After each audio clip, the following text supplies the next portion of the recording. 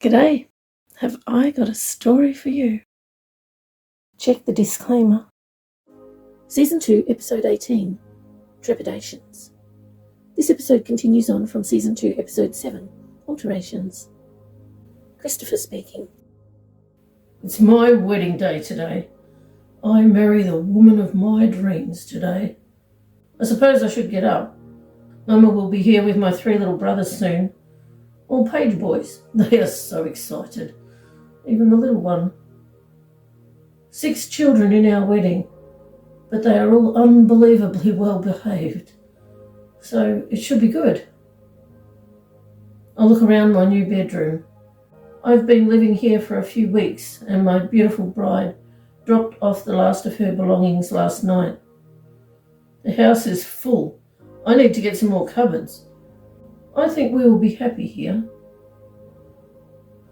Oops, there's the doorbell. I get out of bed, running my fingers through my thick hair. I hope it's Bert with the flowers for the buttonholes on our jackets. Mama always knows when I've just got out of bed. Yes, it's Bert, that's good. Bert is my best man and Shah is the maid of honour.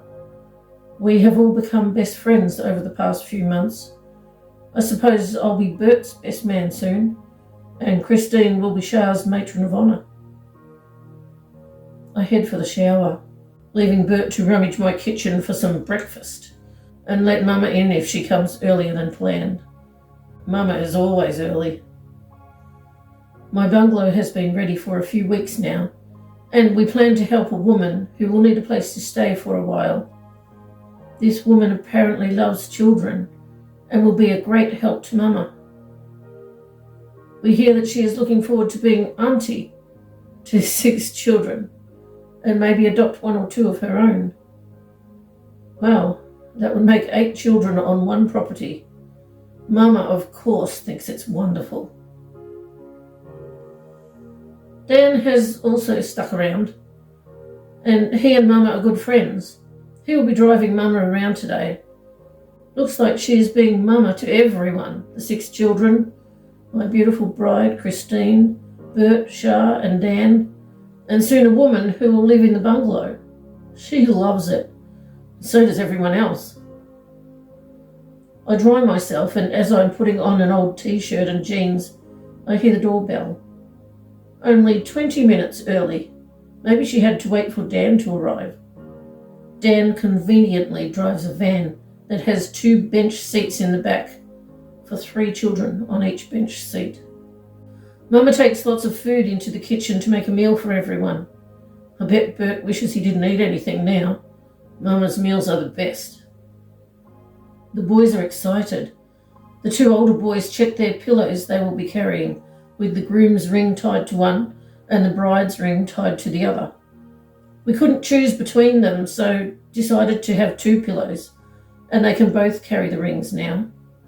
The littlest boy will be holding his older sister's hand to go down the aisle. He was very happy to be with her at the rehearsal. It all worked out well. The 2 older boys' heights matched the 2 younger girls. Christine thinks the photos will turn out beautifully. Christine speaking. It's my wedding day today. I marry the man of my dreams today. I have been up for hours. I could barely sleep last night. My mum is making sandwiches for everyone in the kitchen, and Charmaine has gone to pick up Christopher's 3 little sisters, all in the wedding party. They are so excited, and so am I, having 6 children in our wedding. I am looking forward to seeing the photos. I think they will turn out beautifully. My mum had 6 flower girls, and her photos were so beautiful. I will have 3 flower girls and 3 page boys. They don't quite match in height, but I worked out how to make the photos look good. My hair is done, and a friend of Charmaine's will be here to do makeup soon. Bert dropped off all the flowers earlier, so everything is going according to plan. The hairdresser is waiting to do Shah's and the 3 girls' hair. I hope she arrives soon. My mum's and Auntie Jean's hairdos are beautiful. My mum offers me a sandwich, but I can't eat anything. I'm too excited. I haven't told anyone, but The quiet whisperer has been communicating with me the last few days. Quiet whisperer is just that, a quiet whisper in my mind. She has been trying to arrange a rescue for a woman, the one who will be living in Christopher's old bungalow, but it just hasn't been working out. Quiet whisperer was wondering about today, my wedding day. So unbeknown to anyone else, I have a bag packed for her just in case. Clothes, handbag, shoes, all beautiful of course. I can braid her hair easily, making it look fancy, and have a beautiful comb ready to put in it. Being rescued in the middle of a wedding would be, well, interesting. Oh, Charmaine has arrived with the girls, and they are all so excited. 2 girls are looking at the flower baskets, and the taller girl, Melissa, has the same flowers as Charmaine. We planned it that way, so if her baby brother wanted to be with her, possibly carried by her, she could hand her flowers to Charmaine, and it would look like just one bigger posy.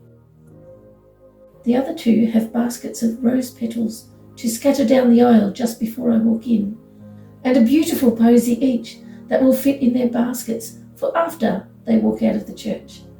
We thought it would be much easier for them to be able to set their baskets down somewhere, and the flowers would stay looking good if they want to play or maybe dance at the reception. These children still don't really play much. They prefer their home school lessons and reading true stories. 4 of them are learning to play instruments. 1 is learning to sing, and 3 are good at sports. They all love cooking with their mama, but who wouldn't? She makes it such fun. Time to sit and have my makeup done. Apparently this makeup lady is quick. I hope so. There's me, my mum, Auntie Jean, Shah and Melissa. The 2 younger flower girls are not interested in makeup. They both have bad memories from their past when they were made to wear makeup. Melissa is very happy that her hair, makeup, dress, flowers, shoes, everything will match Shah. Even though Melissa will probably spend the majority of her time with her youngest brother, as she always does. We also have a partner for her for some of the photos. My father passed away some years ago, so my younger brother will be giving me away in a suit matching the best man. Melissa and my brother are friends.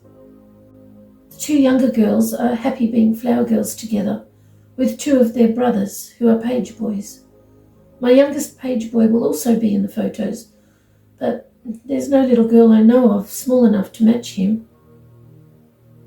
I hear a quiet whisperer again. Later today is likely to be the day. Oh, the woman has already chosen her new name, Miller. It will likely be during the reception, which is convenient. I already have an extra place at the table next to Christopher's mama, just in case. Quiet whisperer asks me if she could bring her 2 children with her. Would that be a problem? Her 2 children? I thought she didn't have any children and wanted to adopt 2 later on. Quiet whisperer explains that the woman who was originally going to come has passed away and couldn't be revived. That's awful. Not all rescues work out. I immediately go to call Christopher's mama. She should be at Christopher's house. Well, she is absolutely delighted and already knows. She also knows that I have clothes ready for the woman just in case, and she has clothes ready for a 2.5-year-old girl and a newborn baby boy. She lets me know that the little girl's dress matches the flower girl dresses just in case. If she was here, I would hug her. How did I end up with the best mother-in-law ever? I am looking forward to today even more now. She is just about to leave and come here with the youngest boy. He wants his sister, Melissa. Good timing. Melissa's makeup is almost finished. I let Melissa know that her little brother might have a photo or two with a little partner at the reception. Now we are both looking forward to those photos. This day is going to be far more exciting than I thought. Maybe Milla will let me hold her baby. Oh, I love babies. The time has gone so quickly, but after hours of preparation, we are all ready. I look at myself in the mirror and I can see the excitement and happiness on my own face. There will never be another day like this one, and I am going to enjoy every moment.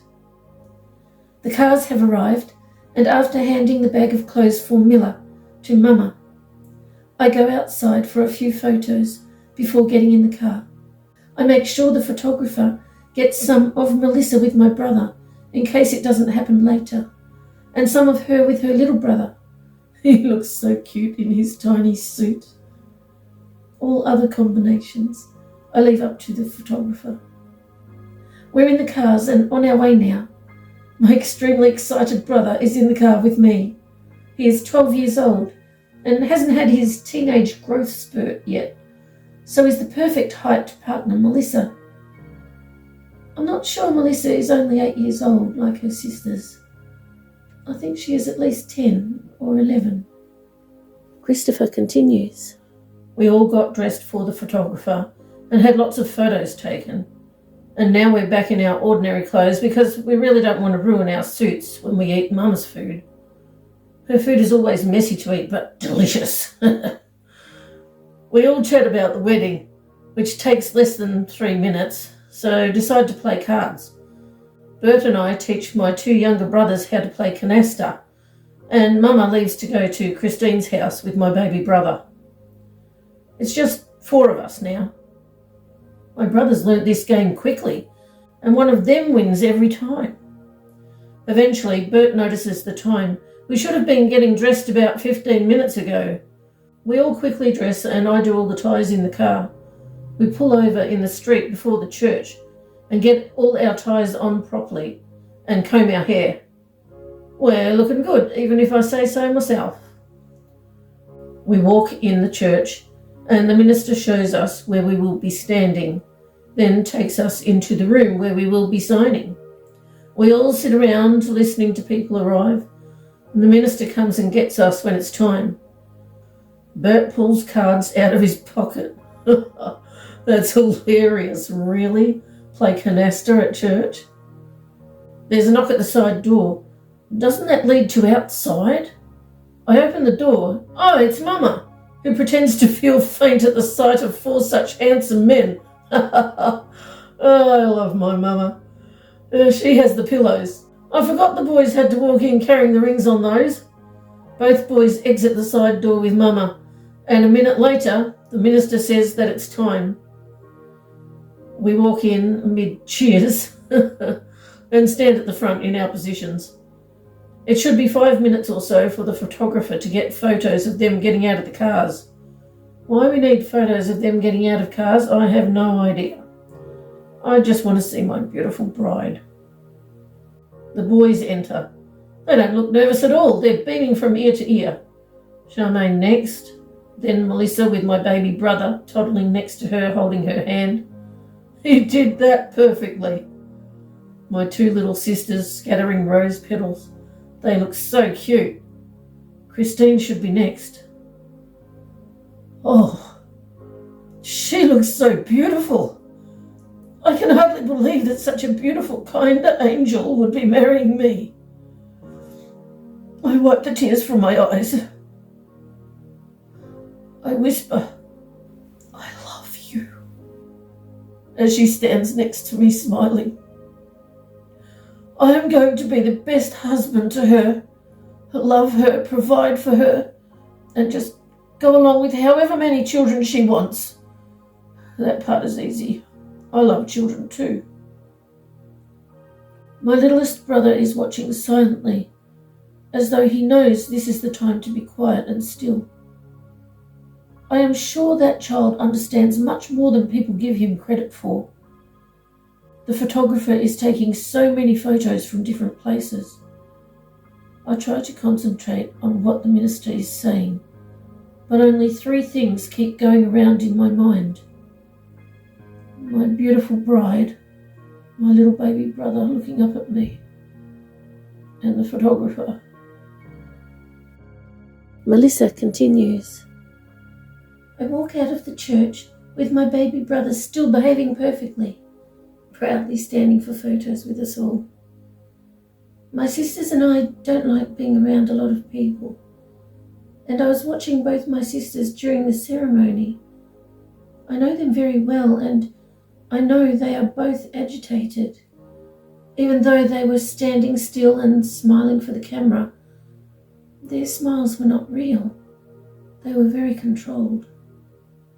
The fake happy expression on their faces, it was like we had been taught to do all our lives until we came to live with Mama. When we are not needed for photos for a few minutes, my sisters and I go to get the flowers that were made to go in their baskets after the ceremony. The baskets are going to look so beautiful, just like them. As soon as we are in the room, we whisper together. They both saw clients sitting in church, 3 of them, and they didn't take their eyes off my sisters. I saw the 3 men that they described to me. I noticed them hanging around. We decide we're going to get out of the room and make sure we stay in the crowd of people so we cannot be isolated. Suddenly the door slams shut behind us and we turn to look. We see a man. The look on his face. We've all seen that before. One sister immediately stands behind me, so the other sister does the same. I hear one of them whisper the word, client. We all silently stand in fear and trepidation. I'm glad my baby brother isn't here. This is a long room, and we're at the very back. Can we avoid him if we try to get past him? If I get in the way, could my sisters escape and maybe get help?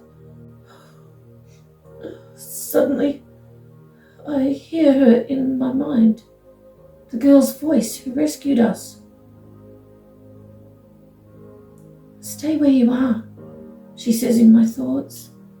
Help is coming. As I wonder if she told my sisters, I hear, they know. I hear it, the swirling circle, and a big man suddenly steps into the room. He grabs the client by the arm, and as the client tries to get out of the big man's grip, I can see him grip tighter and tighter. The big man pulls the pile of about 10 mats out from under the portal he came through.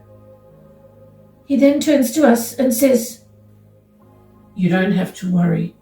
This client will not remember seeing you here. When I leave, move this pile of mats to disperse the portal. I must look surprised, and I am, because I thought these men, especially the ones with hands and faces like his, usually can't string more than 2 or 3 words together. That was a lot of words, eloquently said, and he knows what disperse means. We watch the client wriggling and trying to get out of the big man's grip.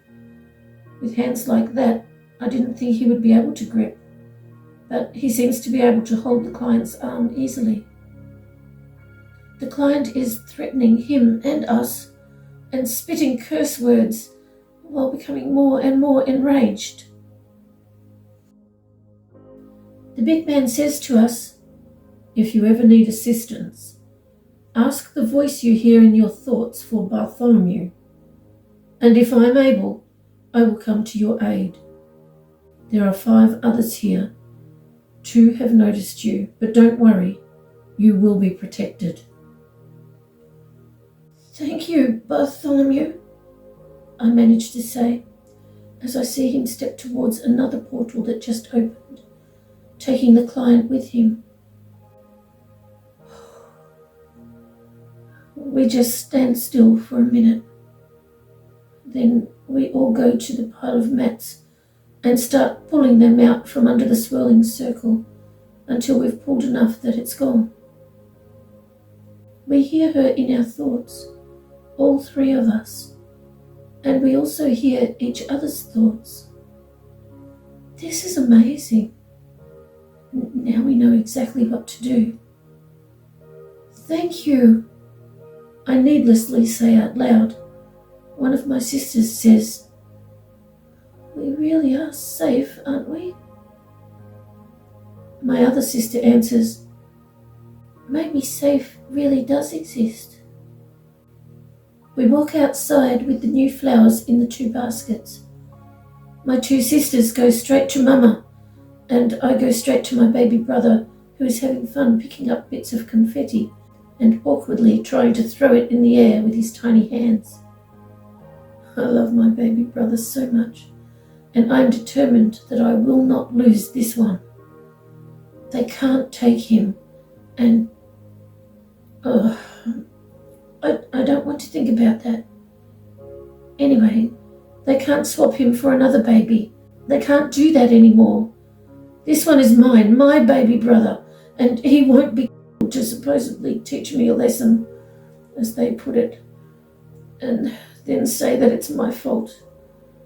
They lied. They lied all the time about everything. I look at my sisters telling Mama what happened. It's no wonder she didn't notice the girl's voice in her thoughts. She was so busy making sure she talked to everyone. My 2 sisters and 2 young brothers and Mama came over and all stay near my baby brother and I. Mama tells us that we should all stay together and watch out for each other, and that she will stay with us the whole time.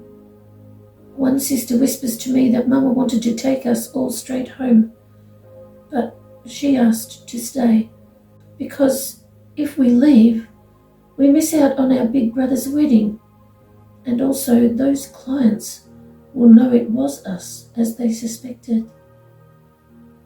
As soon as the photos are finished, we will all go to the reception place early, and Mama is going to rearrange the seating so those men will be on the opposite side of the room to us. It's nice to have someone who cares about us.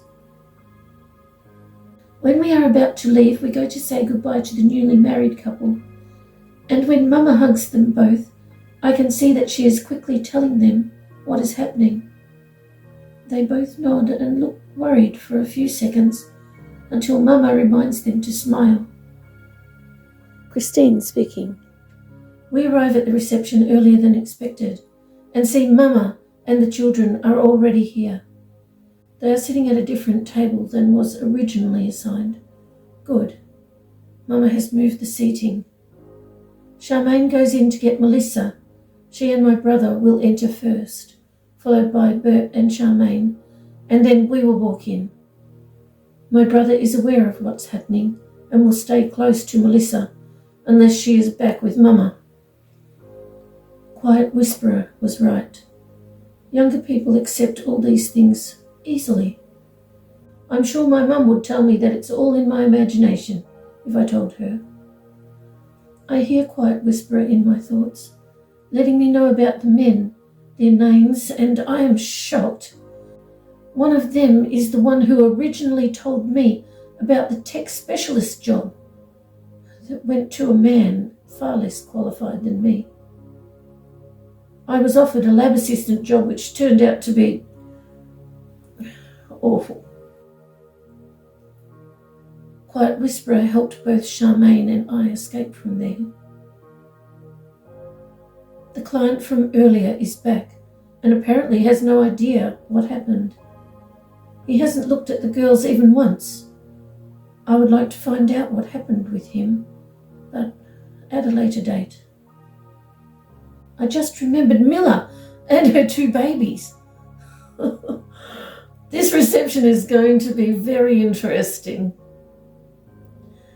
Everything seems to be going smoothly. We have said hello to most of the guests Only 3 tables left to go. My brother is doing a great job staying with Melissa, and they both want to help when Miller arrives. I think my brother wants to see the portal, and Melissa wants to make sure her baby brother is there to greet the little girl. Finally, a minute to ourselves. It has been a busy day, and my cheeks hurt from smiling so much. I didn't expect that. The cutting of the cake photos have been taken, and the photographer is packing up his camera. Some guests are leaving, including the client men. Good. Only 1 left, I think. No, there's 2, but they don't seem to be paying any attention to the children. Good. The photographer is sitting at one of the empty seats. Oh, that's unusual. Maybe he's hungry. I ask a waitress to find out if he would like one of the few leftover meals. But no, he's not there because he's hungry. I hear a quiet whisper. Oh, it's now. I see Mama and all the children, including my brother, headed for the hallway.